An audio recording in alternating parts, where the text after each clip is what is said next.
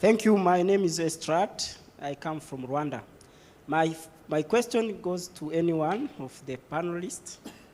I want just to ask if they record a success in the monitoring reports, how do they attribute it? It's a contribution from SMART. How do you attribute your success to SMART? At which level? Thank you.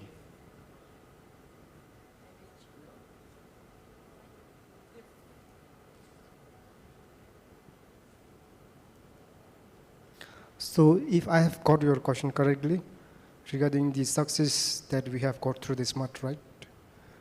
So as I have shown in one of the slides during my presentation, so we received an instruction from government saying that all the forestry checkposts within Bhutan must be lifted.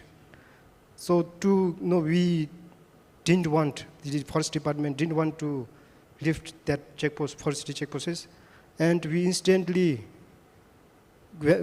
got inside the SMART database, and then we got evidence from the SMART database that saying that there are lots of threats going on around the forestry checkposts and passing through the forestry checkposts. So we presented that finding to the government, and instantly government lifted the instruction of lifting the forestry checkposts. And other success was, as I was showing in the achievement part, so we have got lots of success stories to see, actually, through the use of SMART.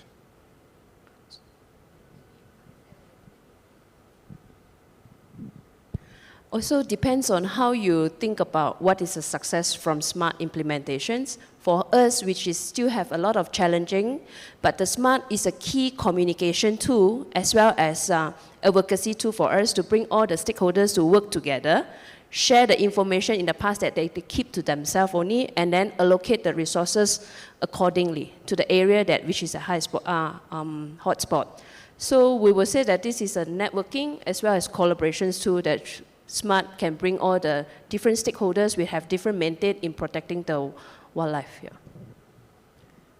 I think similar to that is, for us, the success is that all the governments agreed on a standardized monitoring protocol to monitor conflict, and SMART is one identified tool to support that agreement. And we're still, in the implementation phase to make it an effective tool. But I think, again, the key is that higher level of the success of agreement and collaboration around why you would ever want to use this tool and the goals behind it. So I think that's the first step, and at least for our program, that's where we're still at. And I can't say that the monitoring protocols through SMART are changing anything yet, but hopefully, like we've identified, the effectiveness of, for example, of conflict mitigation applications such as fencing or patrols, and identified all the measures that need to be monitored, but we don't have range-wide monitoring of that via SMART yet, but at least it's a protocol that's agreed within an agreement. Yeah, to add on, I think there are some success stories which we can say on maybe the areas that we have seen maybe SMART has really worked well. And the success usually also for this may take some longer period depending on the objective also. But for example, if I give an example, I know of the two areas where these are community conservancy, where we have supported it fully, and they have a success story. In this is apart from the normal patrol they are doing, they have enabled now to have even what we call park violation rules.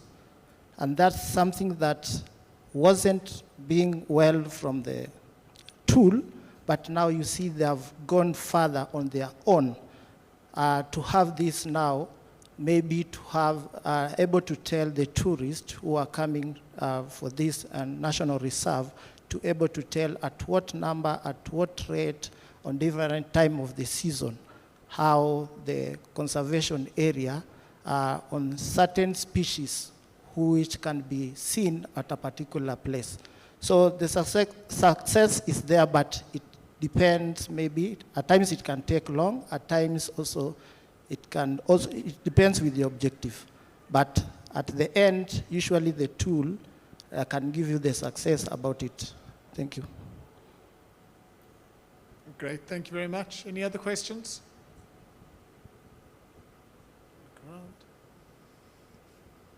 Okay, so I've got a couple of questions for the group. Let me stand up here, it'll be easier to do this.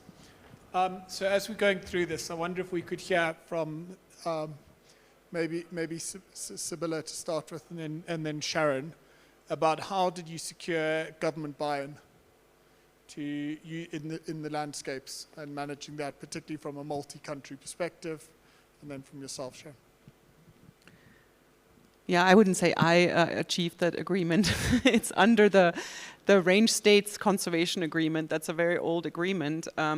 But under that, of course, the countries set themselves goals for conservation. And like I said earlier, you know, the goals have changed over the years because the threats are changing in the Arctic. And so the goal was then to how do we monitor increased human polar bear conflict? And that was the agreement that it should be done range-wide. And from there, the working group then established what should be monitored and how.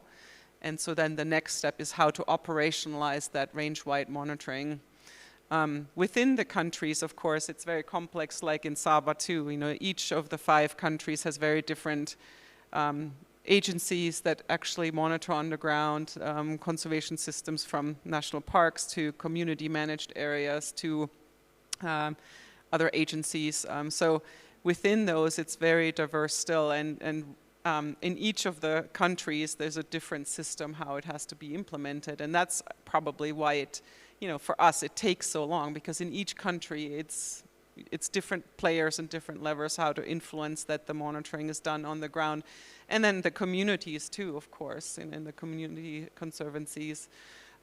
So yeah, I'm finding that for us to effectively implement it, it would really take another level of these government-sponsored or experts in each of the range states at the different levels who is present for addressing the implementation question at those levels, and not take too much time to respond. I think that's the key right now, is to really build that capacity on the ground, to support it from our side, from the partnership maybe, but then eventually really try to find the long-term sponsors within the government institutions where they eventually need to take it over. And I think that's where we haven't found the most effective mechanism of maintaining that with the government changeover and staff.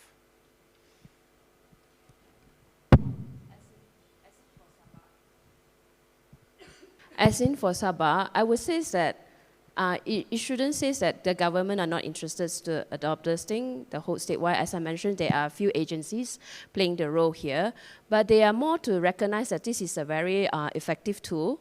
They want to have their ranger who actually pilot test it, and then their support in terms of resources and also capacity. However, okay, the good reasons that we can share is that we have a standardized data model across the whole Sabah, and then we have facilitated a government and NGO Smart for Sabah network. So we discuss all the issue in Sabah. So whether or not it's officially adoption or adopt the Smart, I would say that every agency knows where's their roles and responsibility in implement the Smart at their respective area. Maybe it's just that next level would like to say that maybe for a statewide Smart report, see how to really proper documentation. I think now currently is we don't have a proper documentations.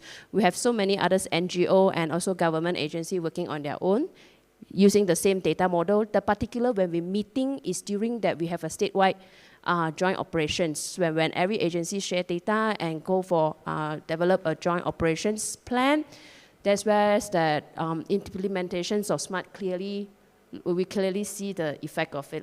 Yeah. So.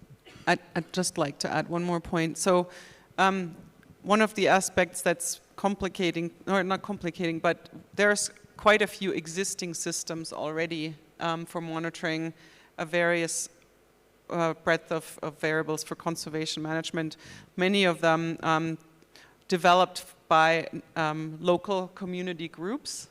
And so the challenge is that, of course, they've been using this tool for a long time. How do we integrate that with SMART? In many cases, it's not going to be possible to say, switch to SMART. So we have to actually find a way for them, because it's the tool that they created, and they have a lot of identification and buy-in with their own systems. So then how do we make them compatible?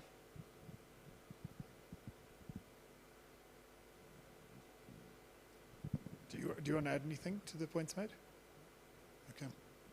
So then we've spoken a lot about the challenges, and everyone spoke about the challenges around coordination. We heard a lot about consistency and training. And I don't know if maybe Ben, you want to pick up on some of those issues. And I'll come to you, John Paul, here to talk about that.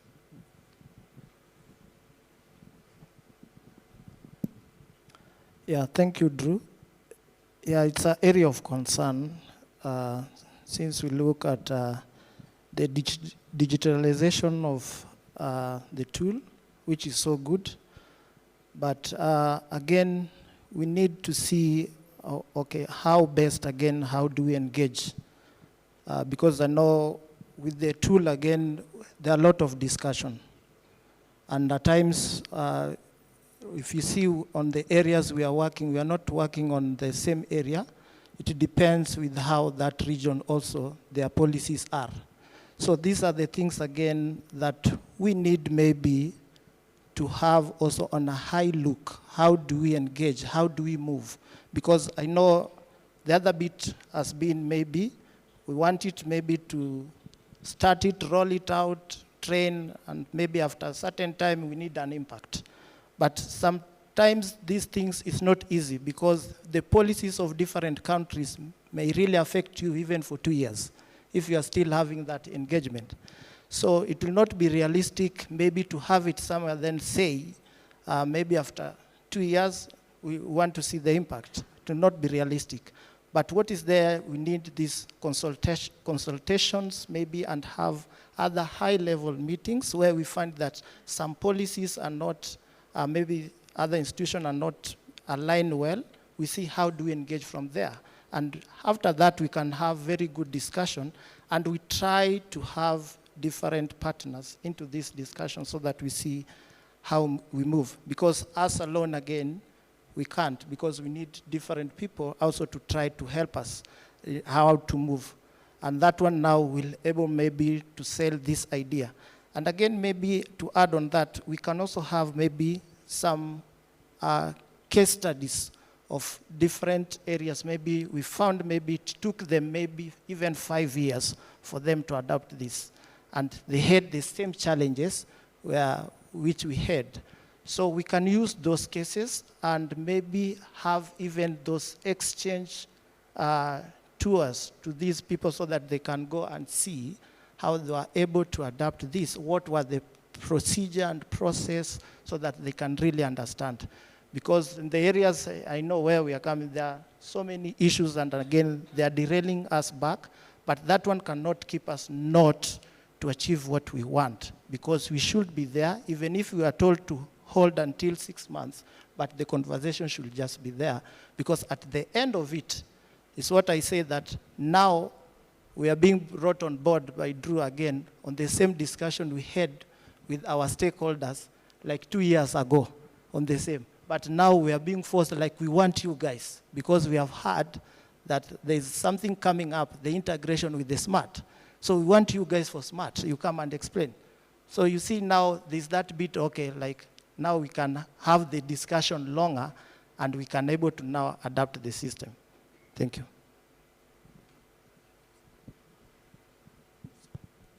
So regarding the challenges in Bhutan, we actually did not face any political challenges or challenges from government side, because we already have the very strong constitution saying that we must mandate certain coverage, certain area under the forest coverage, that is 60%. And all the politicians are oriented with the conservation policies. So, but the challenges that we face is like in terms of facilities like equipment, and in terms of rangers' capacity to do that trucks. So we kept on giving continuous training for them, and just to motivate them to use SMART. So we have started, we have started to providing their daily allowance, daily service allowance based on their effort. So how much ever they have conducted, and they get that effort strictly, after going through the SMART report, what they have done. So based on that, we get paid for the effort monthly. So that is some of the strategies that we have used to come over the challenges. And regarding the equipment, we got it through the local budgetary body, that is like WWF Bhutan is helping us. So these are the some strategies that we have in place to tackle the challenges. Maybe at one point. The challenges I found that combinations of both motivations of the ranger and also the digitalizations now. As in like motivate, I think I'm more afraid about, because all this implementations of SMART in Sabah is more to top down. The directions from the top going down to the ranger, it's not bottom up. So how to keep the ranger motivated? In one aspect that I feel that with recent cases is because of the digitalizations, we have the smart mobile, but we have the issue with smart mobile. Whatever they record in the mobile, when they send it to the connect or the server, is something wrong with the data queue, gone. So they are so upset. I think that's component is the biggest challenges that I cannot motivate my ranger to continue to using these tools. Yeah. Just a couple of points back on the government buy-in. So I've been associated with SMART for 13 years, and there is no set formula how you can get the government buy-in. In some areas, it's going to be, you met DG, he's all impressed, and you make it mandatory for every park. In some areas, you start with one park, you wait for 3 years, he starts seeing the impact, and then he or she will agree for all the parks. But two things that are very, very important, which I found common for buy-in. Number one, if you make government officers speak to government officers, it should not be NGOs saying, oh, it's a great tool, or a tech firm saying it's a great tool because they have designed something sitting in DC or in London, wherever. It should be the park manager saying it has made my life easier. And that makes huge difference. Second is how are we sailing it? Point Sharon made. I remember when I first took SMART to one of the sites, the first response from Ranger was, you are trying to put GPS collars on us. That was the immediate response. And if you start telling them that, okay, at this point, if there is a poaching case, you're going to lose your job. And you have no evidence to show that you have done patrolling, you were doing your job. And this will help you to monitor that. So if you can connect it with your performance. So I think it's just understanding the language that government understand rather than saying that, oh, it's a great tool because we developed it or we designed it. But there is no set formula, how do you get the government buy-in? It will vary from country to country. Yeah, sorry, just one question came to me later. First of all, thank you for the presentations. You are actually the smart heroes that you mentioned, the good case study for national level approach. I'm from Romania, we just started. I'm from one park that has adopted SMART, but we want to take it national. So these are excellent cases for us to learn from.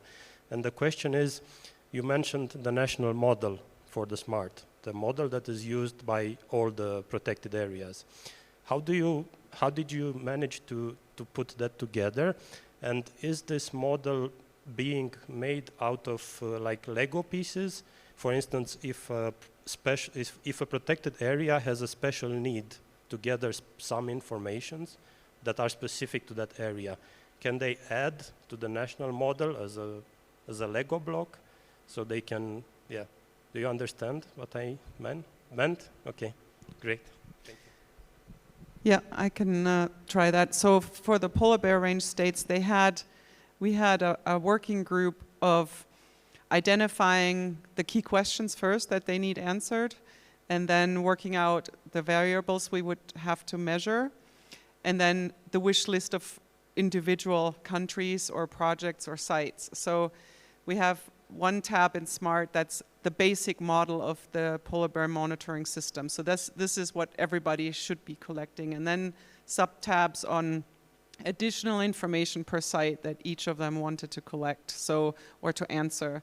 So for example, in Svalbard in Norway, there is a university that goes out a lot and collects the information on, and they always wanted non-related to polar bears, but they wanted their weather data and their vegetation data, etc. So that's just a tab within the SMART phone, but then we have the one that is just the basic polar bear conflict data. So yeah, you can of course add that, and then you can sort it out in your data model to build a very comprehensive one at first, and then each site requires and selects the minimum variables everybody should be collecting.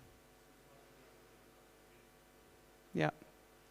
So the key is, I guess, that the initial data model is very comprehensive, and then what you display on your phone or in each of the sites, you can limit from the variables. Anybody else? So just to add on that, so in Bhutan context, we have smart focal from all the petrol sectors. So they keep on collecting all the problems that they face regarding the data model. And once then these problems are being submitted to the National Smart Core Team. We have the core team. So the core team is mandated to edit that data model. So we collect all the issues from the field, and then we gather together, the core team gather together, and then try to collaborate that changes into the data model. So this is how we work.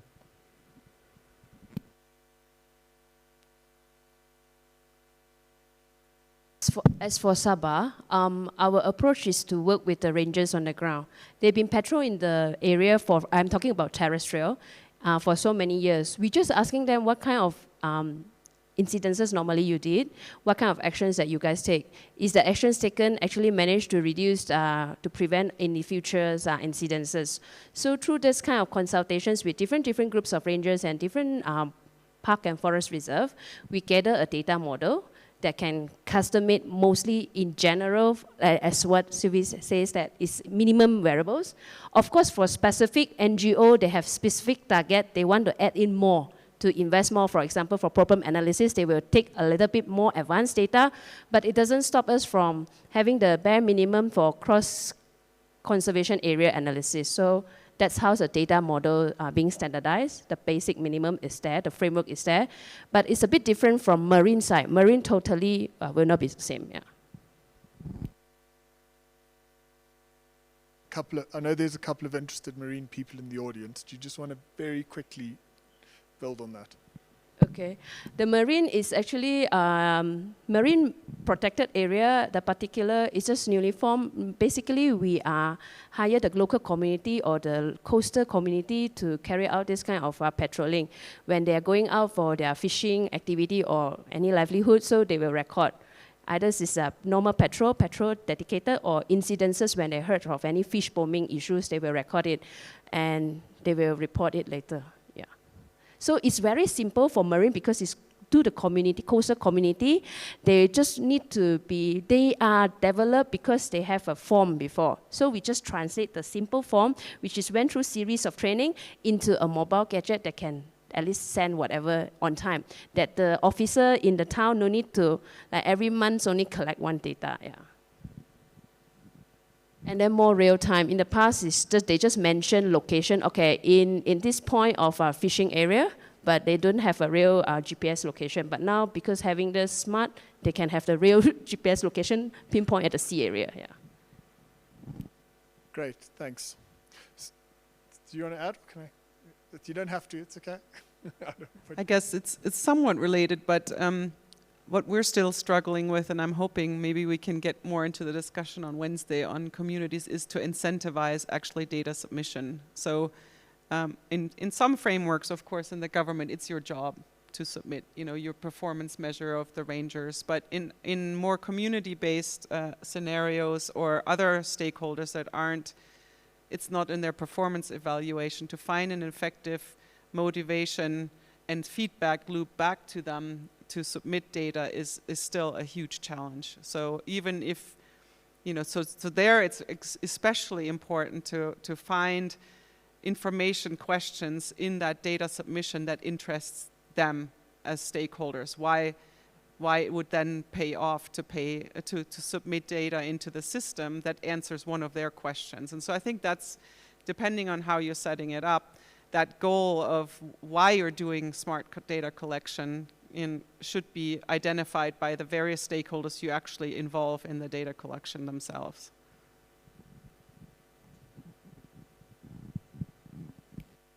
Great, so then I've got my final question for you, and you can take it in time, someone might think about it.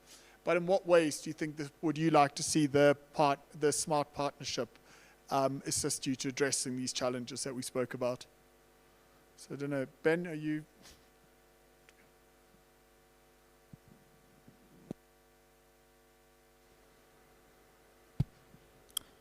Okay, thank you. Now, if I may say, maybe the partnership, we need like also from the government, because we know the areas that we have challenges. Maybe we need also partnership person whenever we go for this engagement, because there are a lot of questions usually being asked, and maybe you get, we are there, and maybe the partnership, maybe some of them are not there.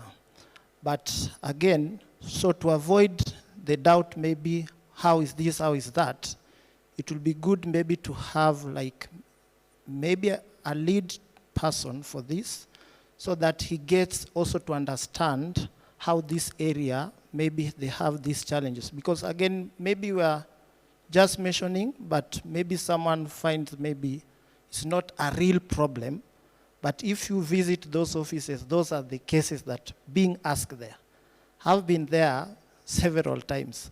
And you get, with the government, at times they tell you, okay, young man, you have come. So what's the discussion? So in that bit, then you get, okay, your point will not be addressed. So maybe we try to see how best can we move forward in our engagement, what Roy was saying. Yes, I agree with that, but there's also that tendency of government. Even if you follow the right protocol, they will still challenge you, because the other side of them, maybe if it's like, maybe they have like, we don't want it, but they don't want to tell you we don't want it. It's only they give some excuses, yeah, we can meet tomorrow like that. So, and your time is also moving. Another thing can be, maybe we try to see also how do we go for these maybe new sites. Because I understand there are sites, if you visit, they will tell you a lot of challenges before even you give them the tool. And before you address that, they'll give you like a list of equipments that we need laptop, we need mobile data phones, we need internet, we need this. So that has been also a challenge, because I know there are certain organizations which are struggling for this, and budgetary is not all that good, and maybe you want to embrace it on maybe certain place they want it, and you have that deficit. If we get maybe partnership to come in, not that 100%, but at least something on it, when you visit this place, you can say, okay, we can have this, but this is where you can start from. Because even if they have 3 maybe data phones or a laptop, that's a good for a start. And this one now will be upon them now to see how best do they collect the data. And this data, we need to align that this data doesn't benefit me, but benefit them. This tool, again, is not for me, but this tool is for them. They need to understand this. So we see how we package, because misinformation at times bring an issue. Because they will say, okay, you are WWF, you have wrote the tool. So you want us to work the way, you have designed the tool the way you want because of your project. So, but we need to say to them that, no, it is your tool, you need to embrace it, you need to see it will be able to help you, even the monitoring, decision making, because that's how now they're able to tell, okay, which area can we add maybe personnel, or which area can they improve on infrastructure if there are issue of the bushmeat also. So maybe in those two, if the partnership can try to help on that, we can see how we move.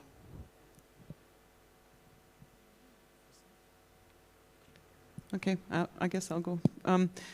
So I think the key would be, for me, to have these model sites at each of the levels. So effective country implementation, effective park system implementation, effective community implementation, effective research, monitoring.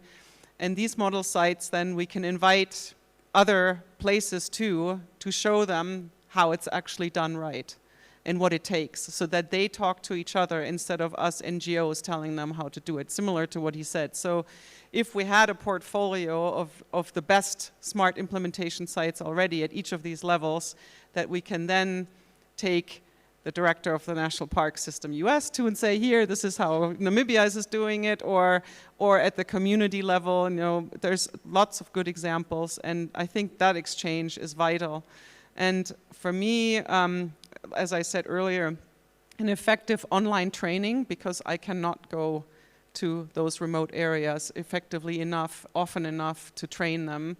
And it needs to be something that can be sent on a disk or something, because they cannot access web-based training tools since the bandwidth isn't there in those places. So something that is, and then maybe also what I hear a lot is maybe almost like a training company that's not NGO associated, just because oftentimes, again, there's a lot of skeptic within government, I think, to think that we're trying to infiltrate and take data and data security. So maybe, a company that is professional training, like with other software like SAP or whatever, that they go in and set their system for accounting, then if it's something like that is associated with the partnership but is not seen as an NGO-driven thing, that might be most effective in some cases.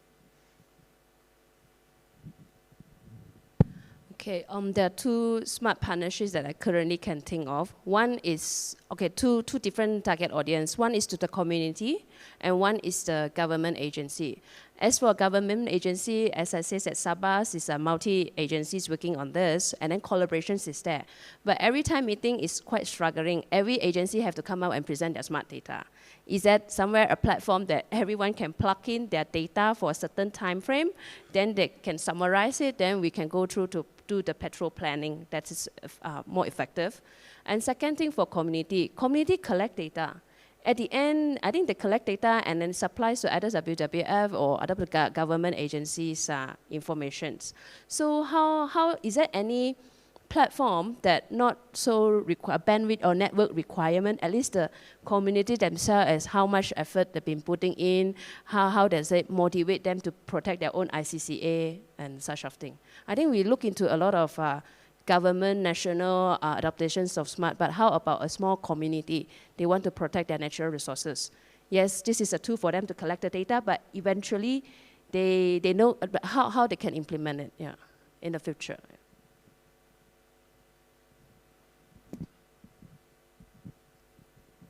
So just to add on, this is not regarding the challenges regarding using the SMART.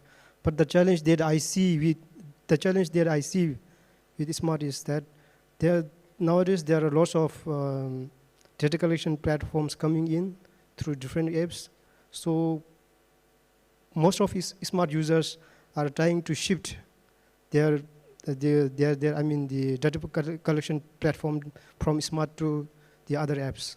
So this is the challenge that I see these days, and I don't know how to address this challenge. So I think I'm just going to add a couple of points over that before I hand over to Rohit for closing statements. Yeah, I don't think you can run away. For me, there's a couple of things. So one thing that I've heard about a couple of times in this presentation, even today, is how we use the SMART partnership. And I think it's really important that we use the SMART partnership at national level more effectively. At times, you don't see other SMART member or partners talking to each other about how they're using that. There were some great examples of that earlier when we were looking at national systems, but I think we can be better at that. And ultimately, within that, we need to make sure that we have available people to train, to be able to provide that experience. Because I think the other point that Ben made at the beginning is SMART is only as good as the people who set it up and how it's integrated into the system. And you look at this, we're all learning and adapting and evolving our systems to be more effective with the organizations. And it's really important that we're sharing that knowledge across all the different levels. There's really good ways to do this on the forum and on the other processes, but one of the best chances is actually having events like this or getting these national groups together to be able to discuss and to build on this information. So we all are more consistent as SMART users as the information that we're providing with, and that we're also building consistently on best practice and strengthening a community. Because it's what, for me, one of the challenges, it's not enough to have one good site if we've got another 20 sites which are failing. We're not effective in addressing the conservation issues across our sites. So I'd really like to see how we can take the SMART partnerships and looking at the excellent work which is happening at a global level and get those to sort of replicated at more regional levels to address those points. And now with that, I'm going to hand over to Rohit for his closing statements. Thanks. Yep. Oh, sorry, there's a question. Sorry. Sure. Can I?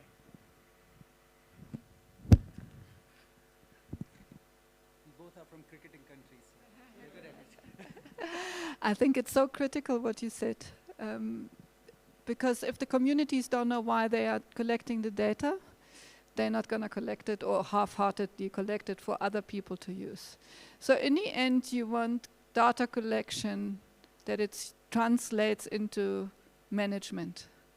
And I think that is very often not happening, specifically in communities. So how did you manage to use SMART to get people to change management? Because it's obviously often very cultural related management. People do all over the country. In Germany, you would say, what the farmer doesn't know, he doesn't do, right? So it's very difficult to have change management and use SMART then to actually get people to look at the data and then do things differently. How did you manage to do that? And I think once they see it, that it's successful, they would like to use SMART. If they don't see it, then they will not buy in, I think. Thank you.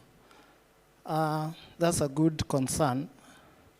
To start with, I can say it was really tough when we're engaging for that. But again, we keep on that, at times you can have first consultation, then the second. But because of the cultural perspective and also the management, we had to sit down with them. And this follows with the numerous meetings where they downloaded the report from the SMART. Then we try also to get them through how to analyze that report. And from that, is when now they say, okay, so how about this? Then we came in with a note that, okay, you are doing a great job, but you are not communicating back to the entire community, because all this data you are collecting, you need to showcase what are you guys collecting on. And this one we found that because the data was being downloaded and sent to the management, being kept there.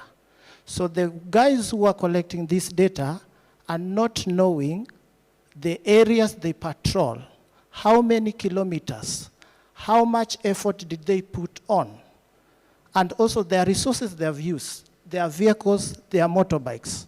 So how could you tell I use 100 liters for certain kilometers? It was so weird, so that we had to tell them, okay, you are 7 teams, you need to produce the data to them so that they can see and see the area to concentrate on. Because the area they are working, there are a lot of threats. There are bushmeat, there are snares, there are also the arrest. So if you are not disseminating the information to them, then it means there will be something, discommunication with the group. So after that, the management has to change the way now to communicate back to the community scouts. So the person concerned with the data each month has to download the data, print it, and call all the 7 teams at the headquarters, and they go through with the big screen projecting. How comes Team X, you didn't do enough patrol on that particular time? And also there are patrol trucks which are usually go beyond the boundary. What about that? So out of that discussion, you're able to tell who are doing that realistically, or maybe they were not concerned keenly keying what being needed. Because from the Rangers team, they'll tell you, yeah, we sighted rhino. How many rhinos? There were 2. But you'll get from the team, if they are a team of 7, someone will say, no, there were not 2. It was only a calf. So if you are not interrogating this data with the team, then what you'll be reporting back as data admin, where you need to verify the data before even sent to the management for the decision making, you will be misleading the management. And that's the aspect that all data admins need to be careful, because when their resources being put, maybe for infrastructure and other things, it needs to be tailored to the data that has come, maybe for a certain period of 1 year, or 6 months, or 3 months, to be able to tell which decision can we move. And from that, they're able to tell now, okay, we see this area, we are getting a lot of conflict, but the number of personnel is low. So how do we move? It's the data that tell them, so they add other personnel rangers on that. Maybe they also had a deficit of mobility, so they had also to be given, purchase another vehicle, or added motorbikes, so that at least you see the teams are moving freely and able to collect this data, which now the management sits back and see how best can we move going forward with our conservation area, and try also to see that this tool is not only meant for the data collectors, but is a holistic approach that everyone needs to interact on everything that they do there, so that it's able to help them in decision making for their future also.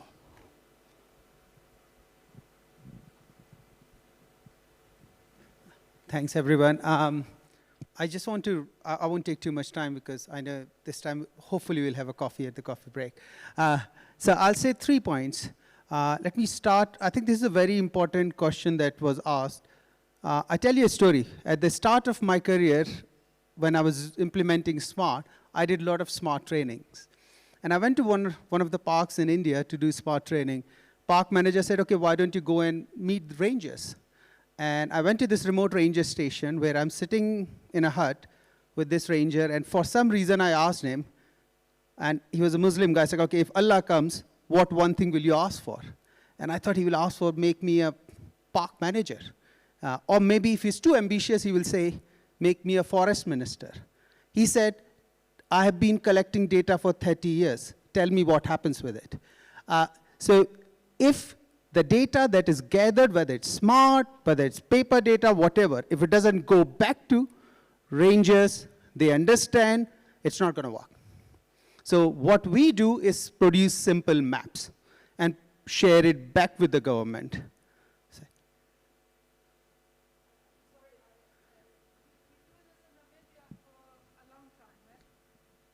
So, in my opinion, it's not enough to bring the information back.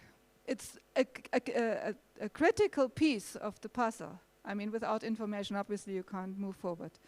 But to think that people then act on it is a different story. And I want to know how you get the people to do it. And maybe how can SMART help there? I think that's the second point I would like to mention is I think within SMART partnership, within the SMART network, there are multiple examples where we can learn from. And I feel as a partnership, we have not done enough to document how it happened in Bhutan. How do we document it? You are listening here, but it should have been documented 5 years ago. Or how it worked in a community conservancy in Indonesia, or how it worked for indigenous orang aslis in Malaysia, where the orang aslis do not even read and write, and they have been using it for patrolling. So how do we document these case studies? Because we talk about effective implementation of SMART. But what does that mean? And how do we learn from it? And is there, like say, if Namibia wants to learn, okay, I want to learn what an effective implementation of SMART looks like for indigenous people. Where do I go? Where is the case study? What steps did they take? Where did they fail? What are the lessons learned? And I think we need to get better at documenting it. So that's really important. And that's one big step we have to. I think this was one of the points Sybil also made, that there are a lot of successes and failure within SMART, but we haven't done enough to learn from those successes and failures, and we need to really document those and build those best practice sites for all type of uses. What works in a flat area is not going to work in like Jump Hills Park, which is next to mountains.